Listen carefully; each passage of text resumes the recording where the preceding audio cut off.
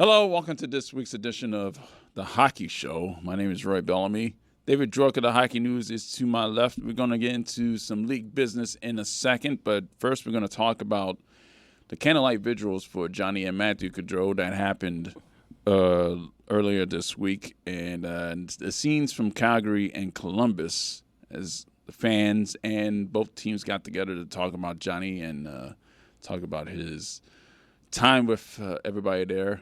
Was certainly special. Yeah. It's just looking at these pictures, like the reception really across the board was, as it always should be. People are coming together. Like, I like that there was like an Oilers fan holding a sign outside the Saddle Dome that said, like, it doesn't matter what's on the front of your jersey right now or something like that. It was just like, this is when, everybody comes together. Yeah. And, there was another a memorial that was outside, I think, the Boston College hockey rink. It's going to be really sad, I think, also when the season starts because, obviously it's going to hit home a bit more when we get into the buildings and everybody's putting their gear on and they're doing their thing. Yeah, but once the patches get applied to both the Flames and Blue Jackets jerseys of number 13, that's going to be that's going to be really bittersweet. The memory of Johnny Gaudreau, especially at Boston College, that's going to really resonate. And that man had a lot more to give for this league and for his country with Team USA. And for that to be extinguished like that, it's not great, No, anytime it's going to suck. It's sad. It's awful. It shouldn't happen. And, just thinking about, like, how the reaction's going to be when you're on the ice and you're getting ready to play a game and you're trying to get into that focus and then you see those patches. Yeah. Like, we're all human, right? Yeah. That's the thing I think people forget is these guys are humans. They're just like us. We all put our pants on in the beginning of the day the same way.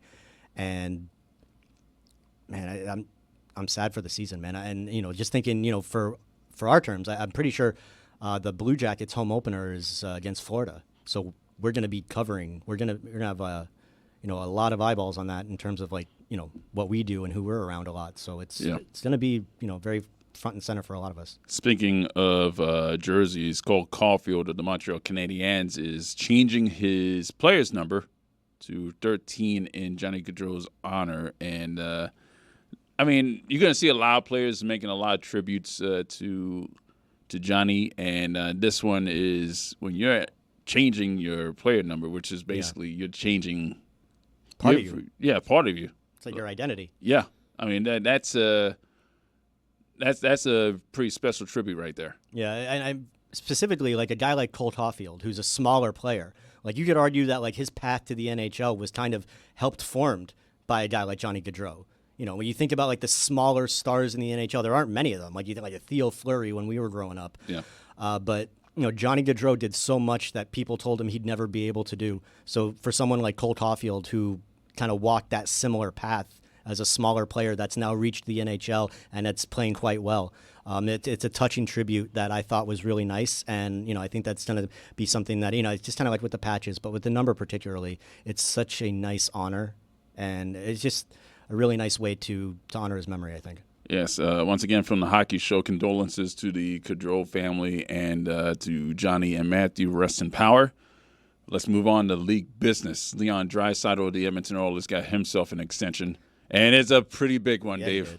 Yeah, 8 years, $14 million AAV, the highest now in the league. Well, it will be when it kicks in next season. Out earning Austin Matthews 13.25, but yeah. All right, first off, before we get into the nitty-gritty, what was your reaction when you saw this massive number for Leon Draisaitl, who I know people are arguing, and you may be mentioning that he didn't really show up too well in the final. No.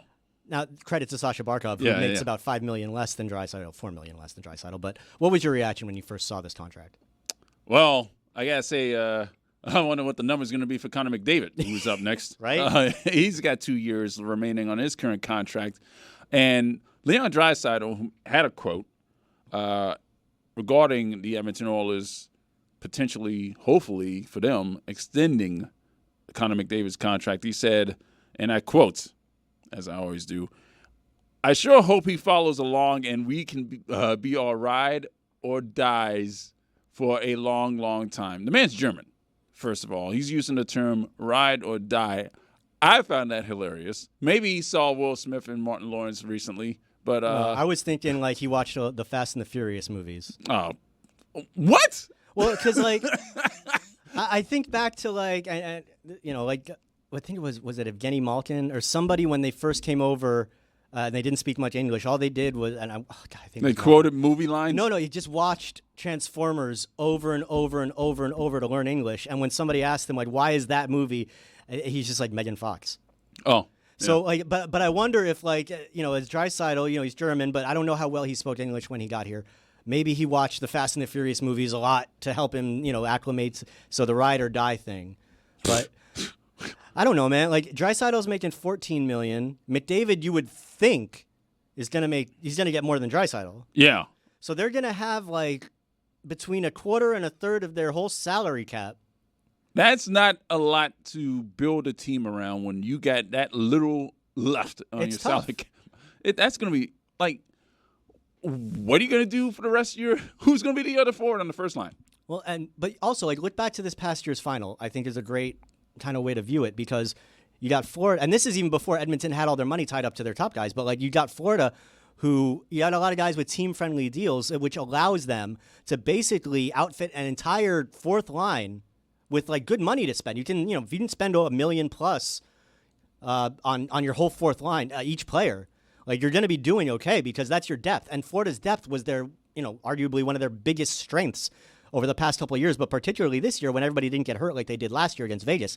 But yeah, having those couple extra million, those 2 or 3 extra million, that goes a long way towards your depth when you get into the nitty-gritty moments of the season. I was looking at the top 50 on the cap hit list right now for all the players. Alexander Barkov and Sergei Bobrovsky are both tied for 15th at $10 million on their cap hit, and that's tied for 15th. The next player is 28th on this list, and that's Matthew Tkachuk. I mean, and then Sam Reinhart, who just got extended. His cap hit is going to hit later. 57 goals, and he signed for, 8.62 or 8.26 or something? Yeah. $8.5 million, basically, for, 50-goal scorer. Yeah. Thank you, Ethan, our co-producer today. And he said that in our ears. He did not say it. Yeah. He said that in your ear. 8.625 is the number. I wanted to thank Ethan and welcome him to the show because he's filling in for Rose so admirably. Ethan, you can't turn your mic on, by the way. It's the EP mic. The second. That's not the right mic. It's second from the left. He's filling in perfectly second for from Rose. the left. Yeah, exactly. It's second from the left, nearest you. EP mic. Thank you. That's what I just said. EP mic, Steve Martin also. I was going to say Sam Reinhart's 48th on this list, and that's before his cap hit from his extension actually does take effect. It's going to be a little bit higher. Team-friendly deals. It's important. Panthers. Yeah, that's how you win Stanley Cups. And I don't want to hear the argument about no sales tax in Florida and blah, blah, blah bullshit because there's been no sales tax in Florida the whole time the Panthers have existed. Yeah. They've 30 been around years of 30 no years. sales tax. So, no income tax. It's like they all of a sudden figured out that this amazing little chicanery in the fight. No, man. It's like there's more to it than just that. They've built a culture down here, and it's, it all starts with what Bill Zito has done. Started by bringing in the guys like Hornquist and Gudas and those guys. Yeah. I don't want to hear this anymore. You're tired of it. I'm over it. On the other side of things, though, in Boston, the Spit and Chicklets guys, Ryan Whitney in particular, said he had a source saying that Jeremy Swayman, who, by the way, the Bruins got rid of Linus Ullmark for Jeremy Swayman. Right now, the Bruins are lowballing Jeremy Swayman. I don't get that at all. Yeah, they're offering right now 4 years, $6.2 million per on the AVV. According to Ryan Whitney's sources. Yeah, that's what Ryan Whitney is saying, according to his source. For 25-year-old Jeremy Swayman, who's just entering the prime of his career, who was arguably the best goalie the first round of the playoffs last year. Or the second round of the playoffs last year. Yeah. The first and second round. Confusing seasons. No, because he was amazing against Toronto last year. Yeah. When Boston beat them in 7. And then he was really good against the Panthers, even though the Panthers beat them in 6. Swayman kept them in a lot of those games. Yeah, yeah. So it made sense when they traded Ullmark. Like, oh, have fun in Ottawa. And Ullmark's comments, by the way, he said, I think yesterday, he likes it in Ottawa because he doesn't hear the sirens or anything anymore. It's just silence, which he loves. So, happy for you, Linus. I'm glad he didn't go to D.C. But I don't get that at all. Like, this Swayman could be like that next level goaltender coming into his prime on a great team in Boston that always seems to be good and defensive and smart. And what are they thinking? The other thing about this is they lowballed him on that offer. That's what I'm saying. What are they thinking? And they haven't called him back in 3 weeks. 3 weeks they haven't talked to him. So they made him the lowball offer, and then they're like, all right, just let us know when you say yes. Yeah, sweat it out and let us know. Or a counter offer or something. I hope that's not true, because that sounds like a not great way of negotiating, especially with, like, unless they're not viewing Swayman as what we all assume they should be viewing him as, which is their goalie of the current and of the future. Like, then there's no one else in the cupboard, right? Like, I'm not sure what Boston's goaltending situation is, but I don't think they've got somebody that's going to step in right now and be that next guy. Yeah, I mean, the Spittin' Chicklets crew, just like the Missing Curfew crew, they have their hand in the pulse. I mean, the former players, they got their sources within the teams, and I'm willing to believe what Ryan Whitney is saying based on his source. But Jesus Christ, 4 years, $6.2 million for somebody who's that young, who is that good? Get out of here. They did trade for Jonas Korpisalo, who's got a decently sized contract. So but again, they made that trade. Like, one should not have to deal with the other. I don't think you got to take care of Swayman. Yeah, you have to. Yeah. I wouldn't mind seeing him leave Boston because it's a team in Florida's division, and I'm not particularly prone to liking Boston sports teams because I'm a South Florida sports guy. So in that regard, cool.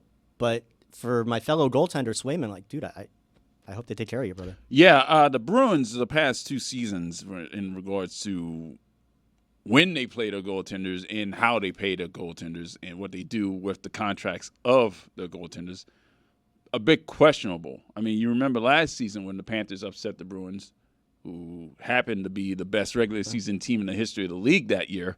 Ullmark was injured, and they continued to play him. I mean, it's a bit different when, it's one of the position players, I mean, they tend to play through these things. But when it's a goaltender, that's a completely different situation. I don't know what they were doing in that situation, playing a very much injured Ullmark, and now they trade away Ullmark to make Swayman their primary goaltender, and they're doing this to him. I mean, that's once he gets to extension time again, I mean, there can't be any way that he's going to stay on that team. No, and you just kind of wonder also, like, are the Bruins kind of, on a downward slope because they've lost a lot of talent over the last few years. Yeah, I mean, and Marchand's not getting any younger. Oh, and Marchand, 3 surgeries in the offseason. 3. I mean, what he was playing with in that Florida series apparently he was didn't look major. like himself. And you wonder, like, maybe it's age, but maybe it's age. I'm not even including the punch to the face by Sam Bennett. No, that wasn't part of the or him trying to, or that check they tried to lay later in the game, which is how he got concussed. He took more of the brunt. Yeah. Man. You have to wonder what's going on in Boston. And you know what? We have this conversation, and they're still going to find a way to be a top 3 team because it's Boston. Yes. Before we get out of here, and we talked about this on the big show just a bit after the Stanley Cup final. The Stanley Cup is now back in town. It was overseas for a little bit with the Finnish players, but now it's back in South Florida. So what would you do with the Stanley Cup if you had a day with it? And we're going to ask Ethan as well. What would you do? We're going to start with Ethan since he's in the other room. What would you do with the Stanley Cup for a day? You put me on the spot here. The first thing I do is put you on the spot. Inspired by Sam Bennett, I would eat Fruity Pebbles out of or ice cream or something. Like, I would totally eat something out of the Stanley Cup. I was thinking Absolutely. like some Captain Crunch, like Sam Bennett, or some Crunch Berries. I'm more of a Crunch Berries guy. But yeah, I thought that's one thing I would have liked to do because cereal is such a pure thing. I love the really guys that go golfing with it. Like, I think that's so cool. Yeah, just you can't take use it it as a around the tee golf off. course. No, absolutely. You need someone to like carry it though. Yeah. Like, Your caddy? I mean, he's already I got think the I bag. just hold it the entire day. Just hug it. Caddy. Just look at it. Just put it on. I think Matthew Tkachuk said on a podcast recently that he just like put it on a table. Yes, just stared at it. That's what I'm.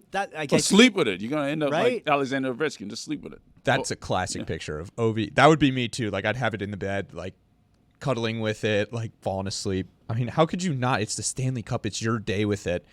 You have to go to sleep at some point unless you just spend 24 hours a week with it. But the whole 24-hour thing is kind of like it's not actually 24 hours. You know, a lot of the guys get it for like 12 to 14 hours or something like that. But I don't.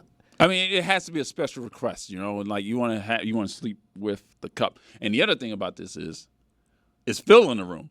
Like, is the keeper of the cup going to be in the room as you sleep? It's like on The Bachelorette or something. Like, you get the fantasy suite with the Stanley Cup, but there's cameras everywhere, and it's like, it's kind of romantic. This is something I think about all the time is when does he go, like, at what point does he go away?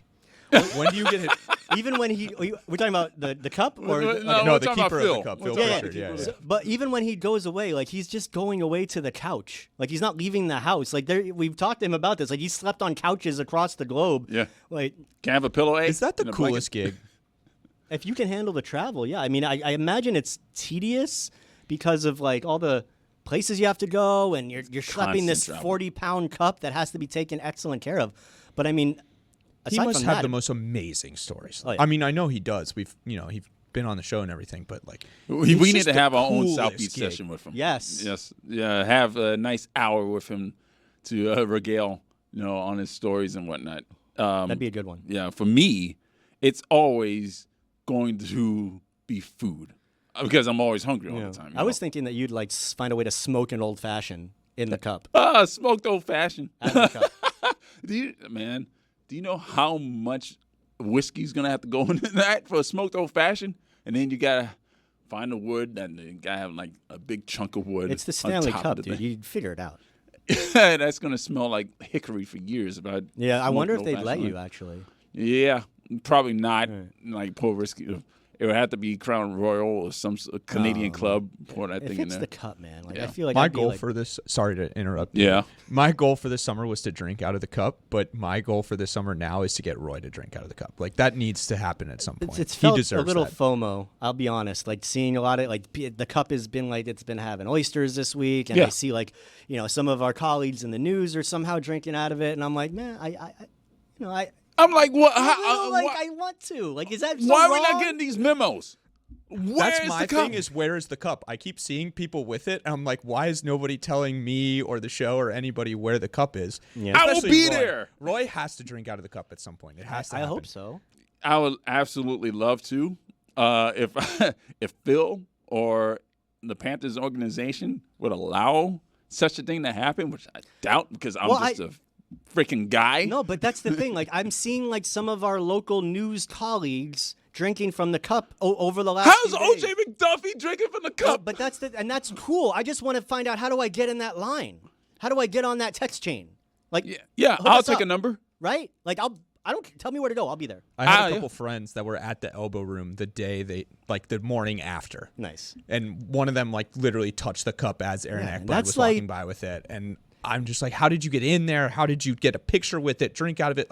And it's totally different because going to the Hall of Fame or to an all-star event or whatever and seeing the cup there and taking a picture of it, that's cool. That's one thing. But to be a part of a celebration moment and touch it when they're, getting drunk with it or have them pour beer, that's a completely... That's pour beer on you from the cup. Yeah, absolutely. I'm sure I'll see it at some point in the next season because it'll be at the arena, I imagine, plenty of times while we own the cup, but... I want it to be authentic, celebrating the Panthers winning the cup. Exactly. Yes. So hopefully, I'll drink whatever booze they pour in that thing. I'll drink apple juice out of it. I'll drink absinthe. I'll drink that. I'll drink that nasty stuff that's in Chicago that tastes bitter stuff, as well. Right? Yeah. Oh, Everclear? No, what was there was a blue one that was popular when I was a kid. That was Everclear. It had the Hypnotic. Yes. Oh, Hypnotic. Hypnotic with the Q. Hypnotic. Here's my plea to the Panthers in the NHL: bring the cup to the bright side. It's the hockey bar. It's where it went crazy during the cup. It's an appropriate place. I've bring never it to been the bright there. side. Roy, you got to come next season. First of all, can't believe you've never been. It's there. got to be a road game. because road I'm game, going to be at yes, I'm going to yes. be at Amaranth Bank. We should do Absolutely. like a hockey show watch party or something. A watch party, something like that would be great. But We're spitballing on We're the show doing a here. production bring meeting. it to the You're bright part of side. this. I'm telling you, Where's right now, Rose? that's what I'm trying to. Get this planned. Rose's antlers are sticking up from whatever college town she's in right now. Yeah, so yeah, that's an excellent idea. Bring the cup to the bright. Where's the bright side anyway? Down in Down, the Gables on Coral Down Way. south.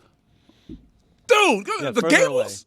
Yeah, I bring it got to down travel there. all the way down there. Bring it down there. We'd have a great time. We'll make with our it. annual trip to the UM area. Yeah. Well, you got to go down at least once a year. But if we do this, we got to plan a stop at the Big Cheese. Oh.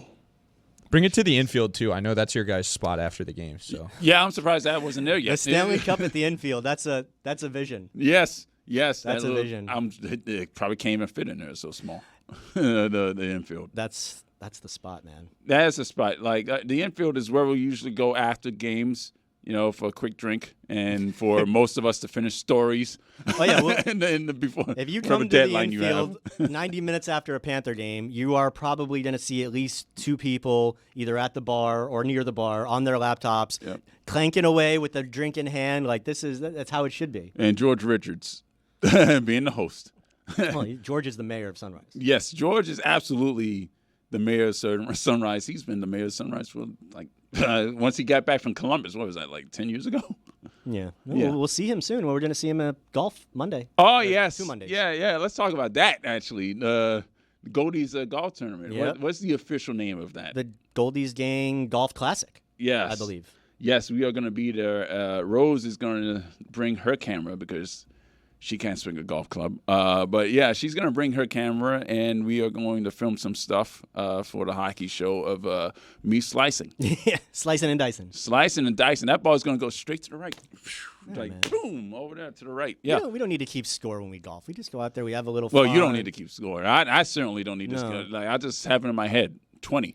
As long as I get out One of the hole. get out of the round with like a par or two, or a birdie, a rare birdie, like I'm pretty happy. Yeah, God willing, we play in front of Jeff Rimmer. I'm pretty sure- You're taking too long. Last year, I'm pretty sure we got to like the 15th hole and we just said, let's just go drink. Yeah, We just didn't even finish. yeah. Let's just go to the clubhouse and get some whiskey or something. Yeah.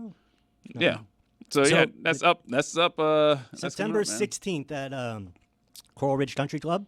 Yeah, If you haven't signed up yet, it's always a fun time. we are a month away from training camp and the season starting. Less than that. media days in like 3 weeks, less than 3 weeks. And Oh, training we're gonna be there too. Yeah, we'll be at Media Day. There's a lot going on. Like, been having some fun with our Panthers summer content, our hockey content this summer and everything. But yeah, hockey season's right around the corner. We have like maybe 1 or 2 more shows before like they're back on the ice. We got stuff. Yeah, hockey season is right around the corner, and we just turned from the corner of which the Stanley Cup was actually awarded. I mean, it's just like there's no rest. There's no rest for the weary, man. I tell you right now. Well, before we wrap up the show, because you did bring up the Stanley Cup being awarded, Ethan's got something for us to remind us of that. Ethan? All right, we have made it from Amaranth Bank Arena to the infield, which is a couple blocks down. Why So do you, people were why thinking do you that hurt you- I, man? Why? So people thought that you were drunk already when you did that. I wasn't. No. We had not. we- Our drinks were to the brim, had not been touched yet. We had just walked in the infield. We started talking to people. Yeah. Can exactly. confirm we had not had. We were drunk on victory. We came straight from the arena. We were ourselves celebrating on the ice. We were We're like pretty I happy. didn't want to leave. No, we were like one of the last people on the ice. Yeah. There was not much there when we left. Nope, not much there at all. And we left, and we went straight to the infield, walked in, we talked about how we were going to talk to the patrons there, and We got to work. we got to work. I didn't have a single sip. No, like within 30 to 45 minutes of that being recorded, we had a few sips. But no, at that moment, which is what I love about that video, we're just sober drunk. Yeah, We're just so happy drunk. yeah. Like it was just an awesome night. joy drunk. Yeah, Yeah, it was exhilaration, because it's like when your kid's born. yeah, I mean, because we're Panthers fans and we like to pretend like we're professional. Well, we are professional. We're media. hockey fans. We grew up as hockey fans, and we did it in a market where it's not like you're not born into it. There's no, you're not watching with your parents or with your friends. Like hockey was very new when we were kids, and we were a couple of the people that it just gravitated us toward it, and Yeah. we fell in love with the sport very naturally.